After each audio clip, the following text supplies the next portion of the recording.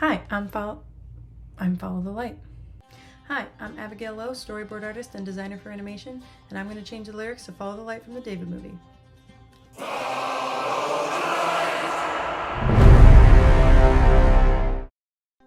I want to first say that I'm critiquing this as a huge fan of the material. I've been following this film since its crowdfunding days, bought tickets to an early showing, obsessively told everyone in my life about it, my daughter's obsessively singing all the songs every single day. Okay, I'm here for it. I love the film. Please go support it in theaters if you can. I also want to say that I thought the songs Tapestry, Shalom, and My God, Why God are such deep, smart, moving songs. I cried the first time I heard them, like no notes for those. These are clearly talented, skilled songwriters who wrote this music. It's just that I think lyrically Follow the Light stands out to me as one that could be improved. So that's what I'd like to see if I can do. Sidebar to all the people out there always saying, oh, it's just a kid's movie, you're overthinking it. Just because kids are included in a demographic for a film doesn't mean it can't be a work of art of the highest quality too. Okay, just ask this guy, or this guy, or this guy. Animation is cinema, okay? So get out of here, those people. But yeah, all that to say, I have nothing but respect for the songwriters and the filmmakers, and I would be so lucky to work under them at any point in the future. So, that being said, let's get into it. I do want to congratulate the director and the storyboard artist especially. This sequence is so well boarded, as are all the songs. And there's actually a video of the director that I'll link in the description talking about how much heavy lifting the visuals are doing for the storytelling during Follow the Light.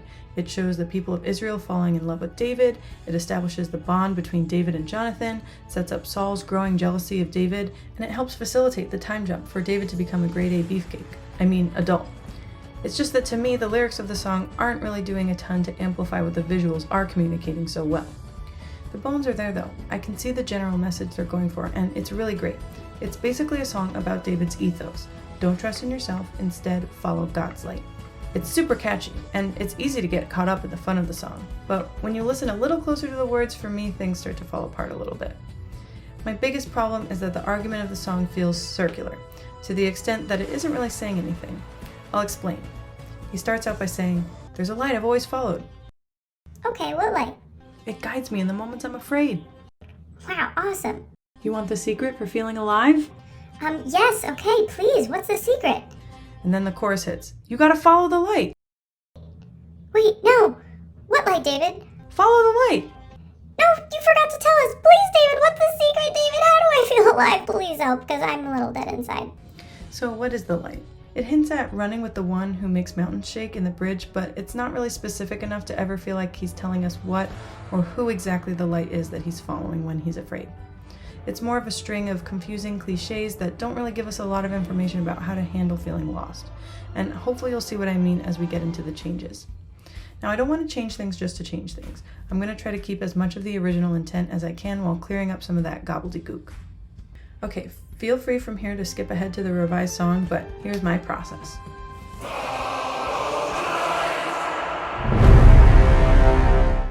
Okay, I like this idea of a path, that God lights his way. There's nice psalmic imagery there. I also like the idea of the sun, of fire, though that's both biblical and poetic, and I want to pull that day and night dichotomy out more, like where do you get direction when you're in the black of night? I also want it to be a little bit more about relinquishing control, that the power is God's, not his. That's a huge part of David's story. So when everything changes and things feel hard, it has to be God's unchanging wisdom to light the way. Again, I feel like that basic idea is there, but I want to amplify that and clarify that. I think then maybe it'll do a better job of foreshadowing his faith struggle when he's running from Saul. I'd love to get more of a sense of that not my will but thine be done attitude. God is the shepherd he's following. This is what makes him a more capable leader than Saul. So, for the light I've always followed, I'd like to set up and pose the question about how we find our way before providing a solution. So I'm going to say, in the darkness, always around me. And I'll just adjust this a little bit. I'm fine with there's whisper in the wind because it kind of feels like a subtle poetic way to nod to God's still small voice. But a story in the sky, this line feels a little bit vague to me. I'm not sure if it's referencing constellations or just generally he's looking up to the sky for answers. I don't find it to be a very clear metaphor. Instead, I wanted to get something in here calling back to the Creator. He's the one who said, "Let there be light." That's the light David follows, God's voice. The voice that created the world is the voice that guides him. And I want to reference the stars or the moon in the night sky. God's voice made those lights in the darkness. He can make a path bright enough for you to walk on through whatever darkness you're facing. It's kind of like a clearer version of Story in the Sky, in my opinion, and also a sort of a nod to Psalm 8. When I consider the stars and the moon and the works of your hands, what is man that you're mindful of him?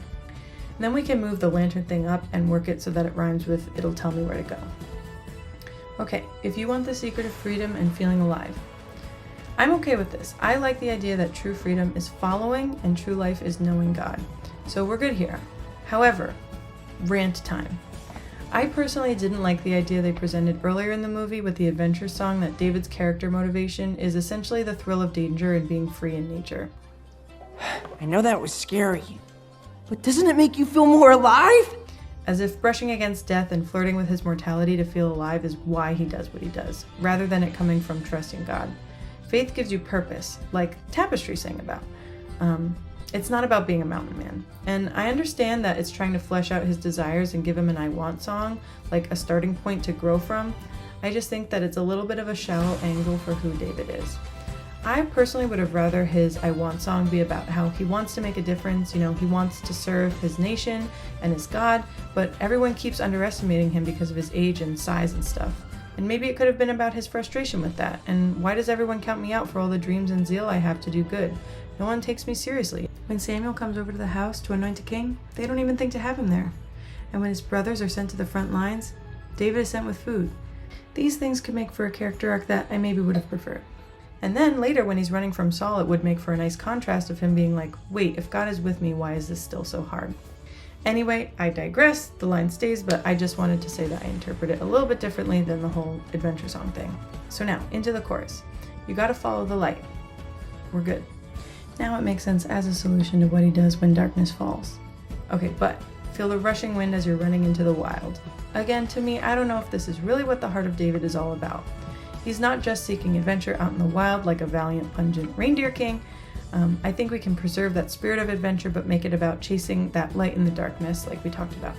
So I'm actually not going to change it that much. I like that rushing, running, half rhyme rhythmic thing, but let's make it make a little more sense. I'm going to change wild to night. This also foreshadows David having to run into the night and trust God when he's fleeing Saul. So we'll see the sun rise out of the ash. Again, I'm not really sure if I know what this is referring to. Rising out of ash is not something I think of the sun doing, and it doesn't really feel connected to holding nothing back. Because you hold nothing back, you'll see the sun rise out of ash. I feel like maybe they're saying you'll survive through to the morning because you give it your all, but it's kind of an esoteric way to say that, and it presents two thoughts that kind of feel non sequitur. But if we make it about the sun coming and going while still having a light to follow in the darkness, you achieve the same idea about determination, but it has a grounded, recognizable meaning. But one thing stays the same. Woo. So this idea that we won't run from the fight, it's fine, especially if we're emphasizing the theme David is brave, but I want to say something about why he can be confident in the darkness. Plus, we already just said we're running into the night, so let's avoid repeating running about running from the fight. Let's say we've got fire, because it's God, the pillar of fire. He's a consuming, refining fire, and the lamp to David's feet, the lantern in the dark. Also, it has the double meaning of fire as both a guide and a fighting force, and the best tactic for our spiritual battle is really following God. And then I'm just going to change come to rise so that the vowels slightly rhyme. Okay, come on and follow the light. Now the chorus is saying one coherent thought that reads like a sentence. Come on and follow the light, into the darkness, into the night, because even when the sun sets, we still have the fire. We still have the light of God to guide us and wage battle when we feel lost. Okay, so I love most of the second verse actually. I love the heart of a lion versus the spirit of a lamb. I like how that subtle messianic foreshadowing, and also we saw him take on a lion. It's just really poetic, wonderful stuff. But the one thing I didn't like was every giant that I faced. Hasn't there only been one giant? I know it's supposed to be kind of metaphorical about all the giants in his life, but to me it just kind of feels like an odd choice since the movie just made a huge deal about the very unique one giant that he beat. And I could forgive it, but this is my hypothetical rewrite and I call the shots, so we're changing it. So we are going to change it to every enemy that I've faced. Okay, and then the other thing, I've never been alone even on my darkest day. Again, On my darkest day feels like a bit of a cliche phrase that doesn't refer to anything we've actually seen in the movie. We haven't seen David in a really dark place yet. That's coming.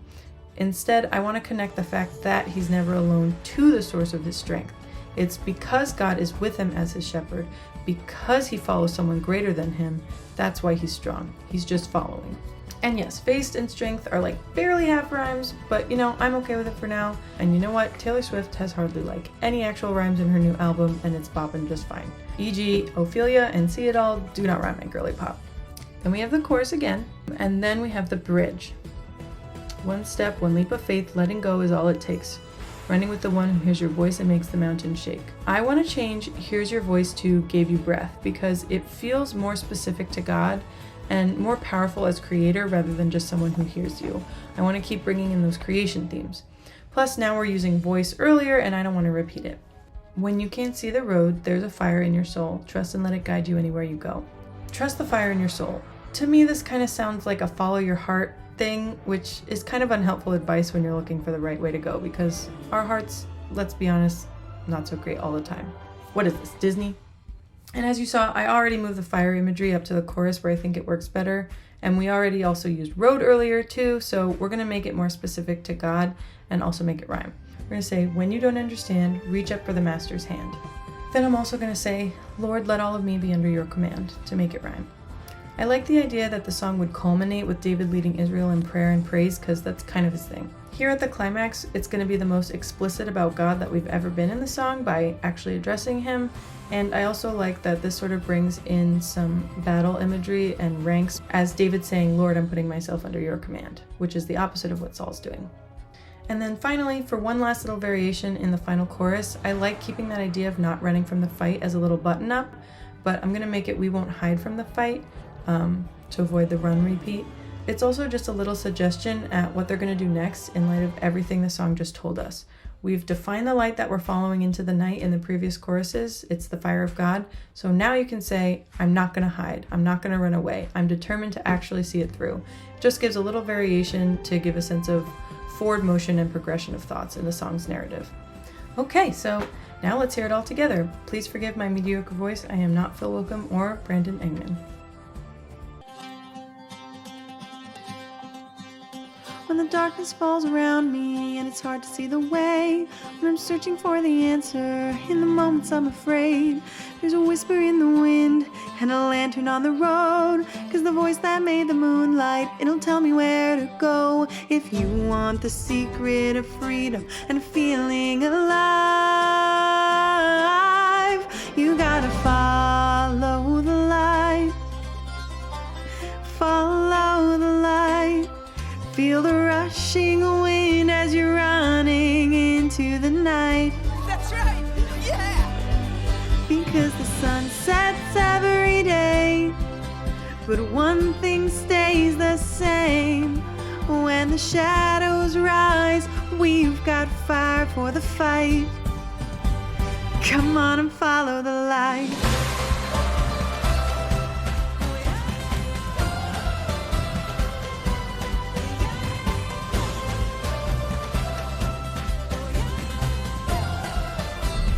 Come on and follow the light. There's one thing that I know, I'm nothing but a man with the heart of a lion and the spirit of a lamb. Every battle that I've won, every enemy I've faced, I have never been alone, so I've always got the strength. If you want the secret of freedom and feeling alive, you gotta follow the light. Follow the light. Feel the rushing wind as you're running into the night. Because the sun sets every day, the one thing stays the same. When the shadows rise, we've got fire for the fight.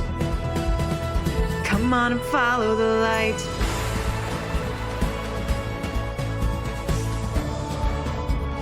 Come on and follow the light.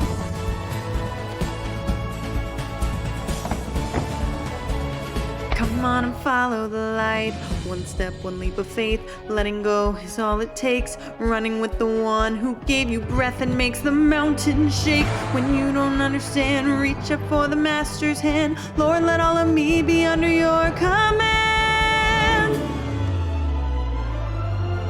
You gotta follow the light. Follow the light. Feel the rushing wind as you're running into the night. Because the sun sets every day, but one thing stays the same. When the shadows rise, we won't hide from the fight. So come on and follow the light. Come on and follow. Come on and follow the light.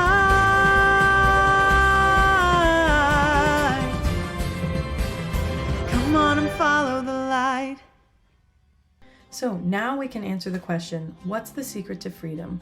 Follow the light, yes, but now we know what light we're actually talking about. We're posing a situation first, being lost in the dark. We're setting David up to tell us something. Where do you get your strength, David? How do you know where to go and what to do? And then we're letting him answer it. I don't follow my own will, I follow God's. Let him be the strong one, let him have control. I think the song was pretty much already saying that, but it was a little too vague for my taste. Songs in animation are supposed to push the story forward, and I like a little more to chew on. Obviously, you don't want to get too preachy with the theme, but I think this gives more of an actual anchor point for where David is at, and a clearer picture of his ethos moving forward into a more challenging season of his life. Anyway, it's not perfect, but I just wanted to take a stab at it. So I'd love to hear your thoughts, and if you agree with my changes. This is my first video like this, and if you liked it, please check out my other work. I'll link my senior thesis animatic, which I boarded to an original song I wrote. It's a faith-based story about my struggle with body image and the fleeting glory of worldly beauty and success. You can also check out a song I wrote about grief through the lens of Anna the Prophetess, and I'll also link my music-centric short film animatic about my mom's journey with dance and her battle with breast cancer. Thank you guys so much. See you next time.